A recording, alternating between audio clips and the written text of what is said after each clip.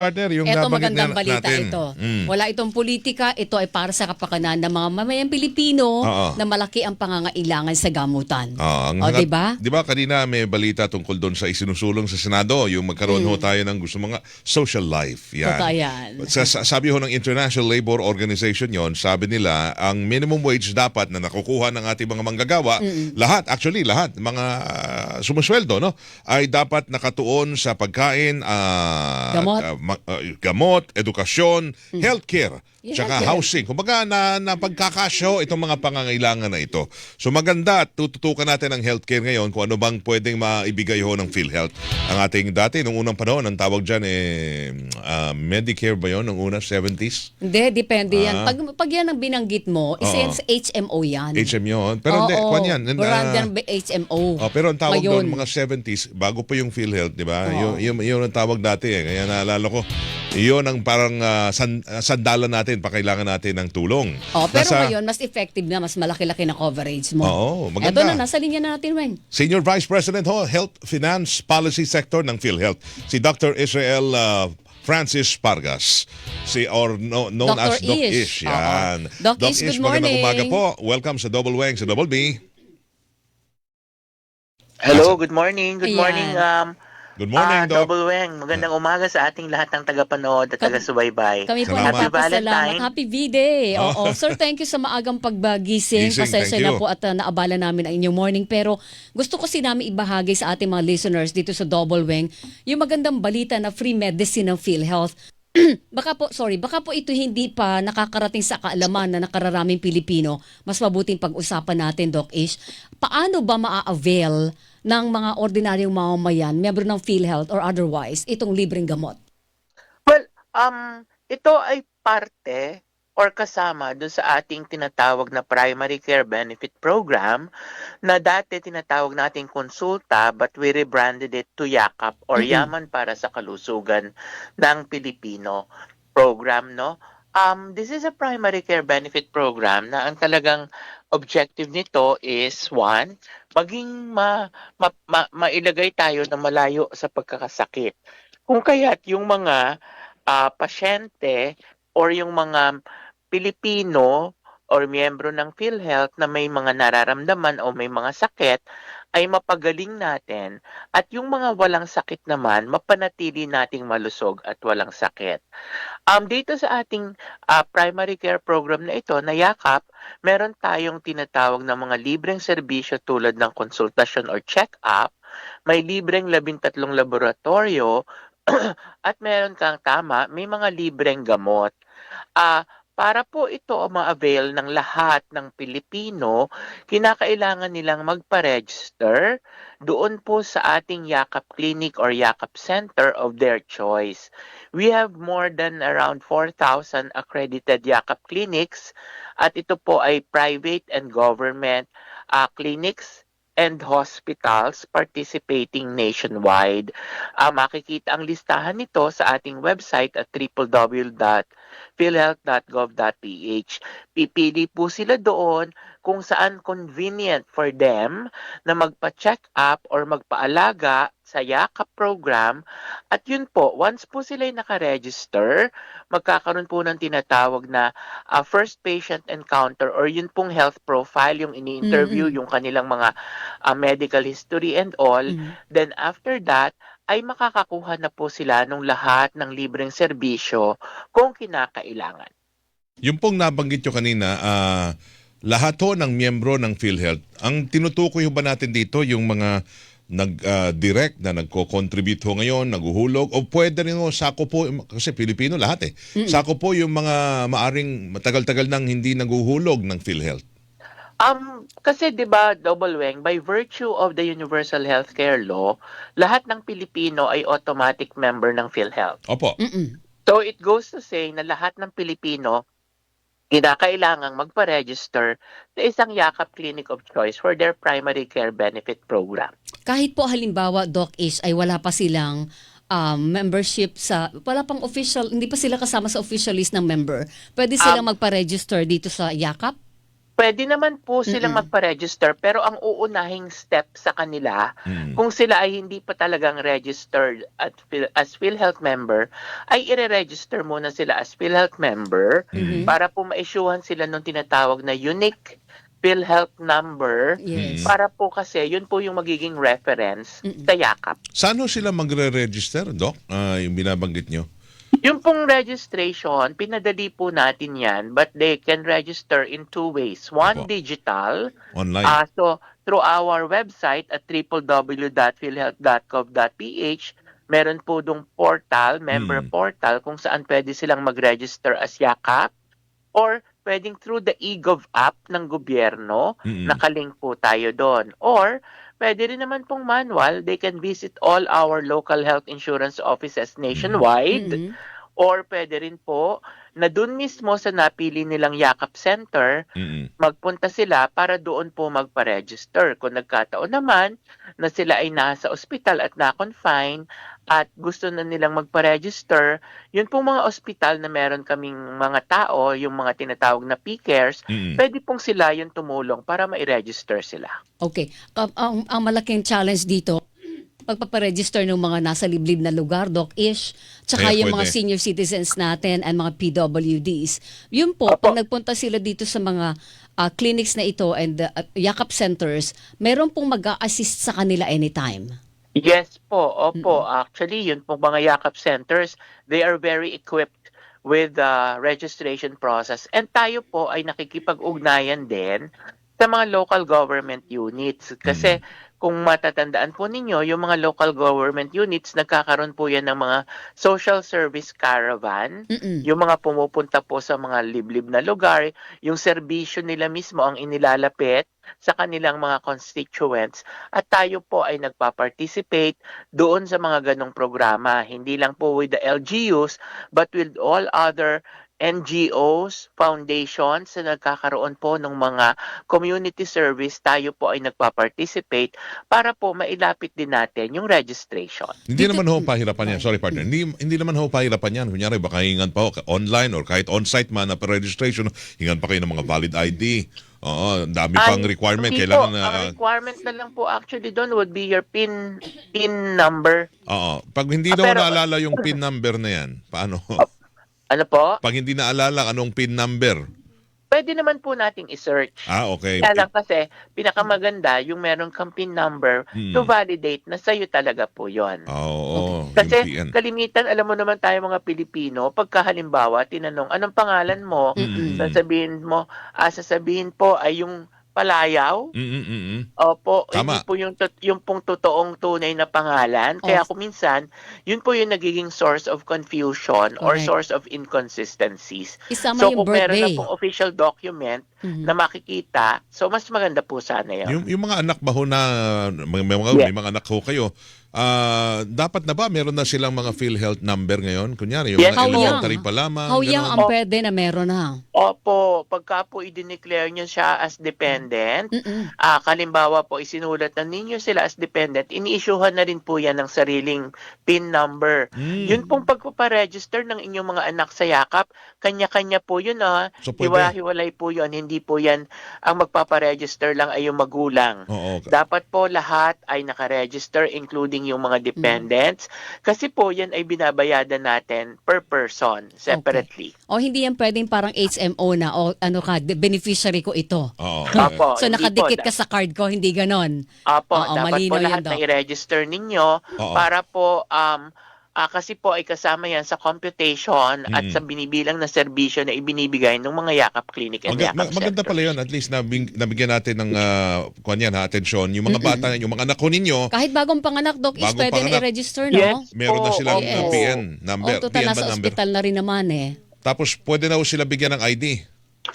Opo, pwede na po. Actually, pero although sa yakap po, hindi po tayo nagbibigay ng ID. ID, Wala oo. nang yakap. Pero as PhilHealth. Wala na pong Registration ID sa lang. yakap. Doon po sa initial registration, yung pong may ID. Yun. Pero as PhilHealth member, bata, matanda, pwede na hong kumuha ng ID ng PhilHealth. Yes po. Ah, pwede yan. Oo. Doc Tapos, Ish, doon sa libre pong gamot, Gamot. balikan ko lang ba yung libreng gamot? 20,000 ba yun? 75 na klase ba ng gamot, tama ba? Yung sako Yes po ng po. libreng gamot na ito? Yung pong original yakap, meron po talagang kasama siya na 21 na libre na gamot. Opo. So, yun po kasama na po dun yung mga maintenance and all. So, buong taon po yung makukuha, especially kung maintenance. Oo. And then, we expanded it to add another 54 drugs. Mhm. But this time po, yung 54 may limit na 20,000 pesos per year per person. Mhm. So, doon po sa 54 drugs, makukuha pa po rin siya ng libre. Kaya lang, yun nga po, may limit na 20,000 per person per year. Okay. Okay. So, pwede po dyan ang maintenance o kaya yung gamot na nireseta after check-up at saka Yes po. vitamins ba kasama? Pwede, dapat. Hindi po kasi gamot ganun? ang vitamins. Kung Oo. titingnan niyo po, di ba, palagi siyang walang Mm. Therapeutic claim. Apo. So, Oo. hindi po siya kasama. Okay, Pero so sana- pati supplements, food supplements, hindi kasama dyan Opo, Gamot lang opo, talaga at saka opo. maintenance medicine. Pero sana... Opo, pero Hindi- kung makikita mo halimbawa, Miss Weng, Opo. maintenance drugs, Opo. hypertension. Mm-mm. So, nandyan yung mga amlodipine, losartan, and all. Mm. Kung yan po ang iniinom ninyo at makukuha natin siya ng libre sa buong taon, Mm. imagine yung pong matitipid natin Totoo yan. dahil hindi na tayo kailangan bumili pa ng gamot, but makukuha natin siya ng libre as a benefit coming from the social health insurance or from the PhilHealth. Opo. So, anong epekto niya? So, dalawa. Una, masisigurado na tayo nakakainom ng gamot at nagagamot yung ating pagkakasakit. Pangalawa, nagkakaroon tayo ng pagtitipid at yung pong ating pera ay nagagamit natin sa mga iba nating pangangailangan. Katulad ng pambayad sa dagdag na kuryente, Yes. gasolina, pambili ng bigas. So we are being more productive and at the same time, we are being more economical. So hindi lang po health ang nagiging epekto nito, kundi po pati sa pagiging produktibo nito bilang isang mamamayan. Okay. Dok, isa na lang, Weng. Sige. Kung halimbawa, mayroon akong reseta na gamot na kailangan ko pong bilhin, pero hindi sa Yakap Center na doktor ang nag-check up sa akin. Pwede pong ma-avail ko yung libreng gamot based doon sa reseta ng ibang doktor labas sa Yakap program? Ang general policy process po kailangang sa yakap po. Alright. So kung halimbawa nakapagpa-check up kayo sa isang hindi yakap clinic at hindi isang yakap doctor, yun pong reseta ninyo, pwede kayong pumunta ngayon sa yakap para po magpa-check up at kung pareho naman yung gamot na irereseta, niresetahan po kayo ng ating yakap doctor. Incidentally, we have around a little less than 7,000 yakap doctors participating in the program nationwide. Okay, pero pag kayo ho may doktor pero hindi ho miyembro ng Yakap. Yakap, paano yun? Kikilalanin ba yung reseta ng galing sa kanya? Hindi po siya kikilalanin ng ating mga accredited pharmacies para mabigyan ng gamot, but rather, ang talagang kikilalanin po is yung reseta yakap. na galing sa Reseta. ating yakap doctor. Kaya ang payo ni Doc kanina, Mga Yakap. kung halimbawa ikaw ay may reseta, nagpa-check up ka pero hindi sa Yakap accredited, Doktor, punta ka rin oo. sa Yakap doctor. So Tapos magpapalit mapacheck ka up ng ka rin doktor. doon. Hindi, para kung pareho ang reseta, pwede mo nang kunin i-avail yung libre medicine. Pwede ba yun? O galing ka sa isang Yakap na hindi Yakap accredited na doktor, tapos hanap ka ng isang Yakap doktor para ibigay sa iyo yung inireseta ng hindi Yakap registered doctor. Ganun ba yun? Hindi po yun automatic, Weng, na gano'n, no? Pag nagpunta ka kasi sa isang doktor, bago kanya resetahan, i-check up ka niya. Oo. So, ang general process, ang talagang mabibigyan natin ng gamot ng isang accredited pharmacy is yung pong reseta na galing sa yakap. Yakap doktor, Yes, accredited. oo. Oo. Yun ang malinaw. So kailangan mong magpalit ng doktor. Kung ang pinupuntahan mo ngayon ay doktor na hindi miyembro ng Yakap o hindi registered, kailangan mo magpalit. Doc, no? Well, opo. Pero kung magpapalit naman po kayo at i-avail nyo yung serbisyo, libre po ninyong makukuha yung serbisyo. Hindi nyo na kailangan magbayad sa doktor. Lahat Opo, ng opo. check up pati gamot libre. Yes po. Yun Opo. ang Pati maganda. po yung 13 laboratorio kung kailangan, kasama po dyan yung mga ECG, X-ray, pati po yung mga examination sa dugo like sa cholesterol, creatinine, fasting blood sugar, Libre CBC. din yung lab. Opo, yan po ay libre. galing. At actually, dinagdagan na rin po natin, in-expand na po natin yung ating yakap services. Ngayon po, meron na tayong libreng screening para po dun sa top 4 cancers. So kung halimbawa, ikaw ay tinitingnan na baka meron kang breast cancer or nadudong ka sa indicator for the breast cancer, like po yung 50-year-old and above na women, ay pwede ka pong isubject to a free screening for breast cancer katulad po ng breast ultrasound or chest breast mammography and breast ultrasound. Kung ito naman po ay liver cancer, yun pong libreng alpha-fetoprotein. Kung ito naman po ay suspected lung cancer, ay yun pong low-dose chest CT scan. At kung ito ay colorectal, ay yun pong libreng colonoscopy exam. So yun po ay mga libre din na makukuha doon sa ating yakap service. Mahal pa naman ang bawat isa sa mga binanggit mo, Doc Ish. Yes. Mabigat opo. sa bulsa yun, Weng eh. Pero ang mga pasilidad ho niyan, lahat ho ba ay mga nasa government facility, hindi pwede doon sa mga private laboratory, ganon? Yakap No, accredited. yun pong ating yakap centers are government and private.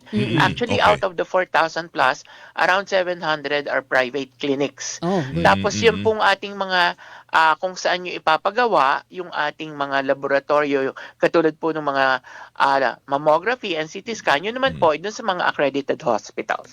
Okay, may nag-text dito, Doc, ewan ko lang ha, kung pwede niyong pagbigyan lang kasi siya daw ay yakap-registered 6235. Sabi niya,